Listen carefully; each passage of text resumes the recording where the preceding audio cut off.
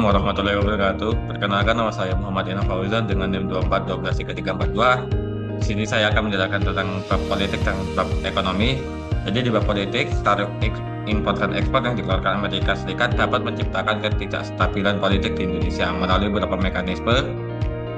Yang pertama, menurunkan ekspor ke Amerika akan mengurangi pendapatan negara dan berpotensi memicu ketidakpuasan publik terhadap pemerintah. Nah, pemerintah Indonesia perlu mengambil langkah-langkah strategis seperti diplomasi aktif, diversifikasi mitra dagang, dan membangun aliansi. Nah, untuk yang bab kedua, ekonomi.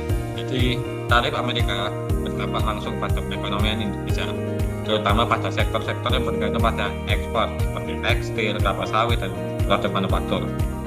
Dampak utamanya meliputi penurunan volume ekspor, melemahnya nilai tukar rupiah, hambatan pertumbuhan ekonomi.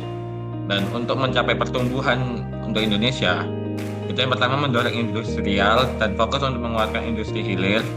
Yang kedua, mengembangkan ekonomi digital untuk memanfaatkan potensi struktur lokal seperti Gojek, Tokopedia.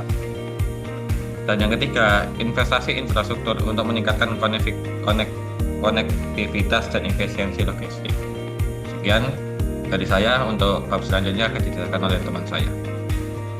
Baik, perkenalkan, nama saya Bagas Bung Santoso dengan NIM 24123341. Di sini saya akan menjelaskan terkait sosial dan teknologi. Kebijakan tarif AS dapat memengaruhi kesejahteraan masyarakat Indonesia, terutama pekerja di sektor ekspor. Dampak sosial yang mungkin terjadi antara lain: yang pertama, peningkatan pengangguran akibat penurunan produksi di industri yang bergantung pada ekspor. Kemudian, yang kedua, kenaikan harga barang impor yang dapat mengurangi daya beli masyarakat. Kemudian yang ketiga, pelatihan vokasi untuk membantu pekerja yang terdampak beralih ke sektor lain, seperti ekonomi kreatif atau jasa.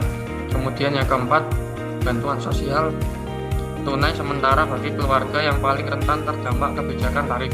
Kemudian yang kelima, penguatan program padat karya untuk menyerap tenaga kerja di sektor infrastruktur dan pertanian. Selanjutnya, teknologi.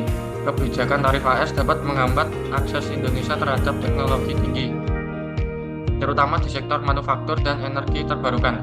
Tantangan utama meliputi mahalnya biaya impor dan teknologi akibat tarif yang dapat memperlambat modernisasi industri, ketergantungan pada teknologi asing yang membuat Indonesia rentan terhadap gejolak pasar global. Langkah-langkah untuk mendorong pengembangan teknologi lokal, yaitu yang pertama, meningkatkan anggaran riset dan pengembangan di perguruan tinggi dan lembaga penelitian. Kemudian memberikan insentif pajak bagi perusahaan yang berinvestasi dalam inovasi teknologi. Kemudian yang ketiga, kolaborasi dengan swasta untuk mengembangkan teknologi tepat guna seperti energi terbarukan dan pertanian modern. Sekian dari saya, selanjutnya akan dijelaskan oleh teman saya. Sekian, terima kasih. Perkenalkan, nama saya Egi Pratama dengan NIM 24123354. Di sini saya akan menjelaskan tentang lingkungan dan hukum. Kebijakan tarif AS dapat mempengaruhi upaya Indonesia dalam transisi menuju ekonomi hijau. Dampak lingkungan yang perlu diperhatikan: penurunan impor teknologi ramah lingkungan akibat tarif yang dapat menghambat adopsi energi bersih.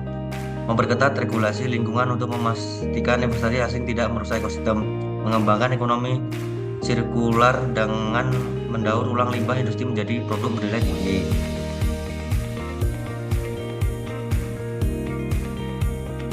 Kemudian hukum. Kebijakan tarif AS harus ditinjau dari perspektif hukum internasional untuk melindungi kepentingan Indonesia. Beberapa langkah yang dapat diambil: mengajukan gugatan ke WTO jika kebijakan AS dinilai diskriminatif atau melanggar kesepakatan perdagangan. Memperkuat perjanjian bilateral dengan negara-negara mitra untuk mengurangi risiko ketergantungan pada AS. Meningkatkan kapasitas negosiasi delegasi Indonesia di forum internasional untuk memastikan suara Indonesia didengar. Sekian presentasi dari kelompok kami. Saya ucapkan terima kasih. Wassalamualaikum warahmatullahi wabarakatuh.